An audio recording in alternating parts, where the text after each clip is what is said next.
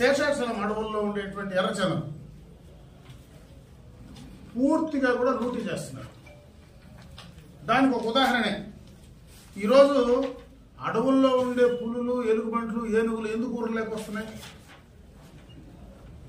వీళ్ళు పోయి అడవుల్లో పడి కొడతా ఉంటే ఆ జంతువులు భయపడి బయటకు వస్తున్నాయి. ఈ జిల్లాలోనే ఫారెస్ట్ మినిస్టర్ ఉన్నాడు. 4.5 సంవత్సరంగా గత ప్రభుత్వంలో టాస్క్ ఫోర్స్ అనేది ఉండేది, దానికి ఒక సిస్టమ్ ఉండేది.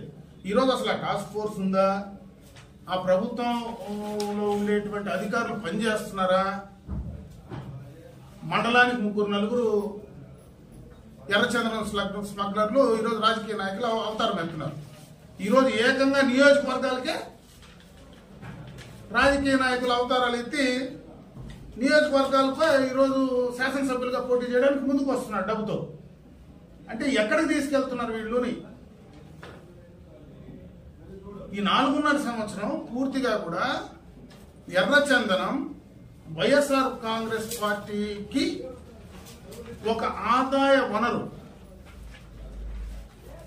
ఒక కావలసినటువంటి మెన్ను తయారు చేసుకోవడానికి వాళ్ళు ఎర్రచందనాన్ని వాడుకుంటున్నారు అనడానికి ఇంతకంటే ఉదాహరణ అవసరం లేదు. ఈరోజు మొత్తం రాయలసీమలో ఉండేటువంటి అటు కడప జిల్లా కావచ్చు, ఇటు చిత్తూరు జిల్లా కావచ్చు, ఈరోజు ఉండేటువంటి నాయకులు మొత్తం కూడా దాదాపు దాంట్లో ఇంటర్లింక్ అయి ఉండేటువంటి వాళ్ళే ఎక్కువ మంది ఈరోజు రాజకీయాల్లోకి, ప్రత్యక్ష రాజకీయాల్లోకి వస్తున్నారు.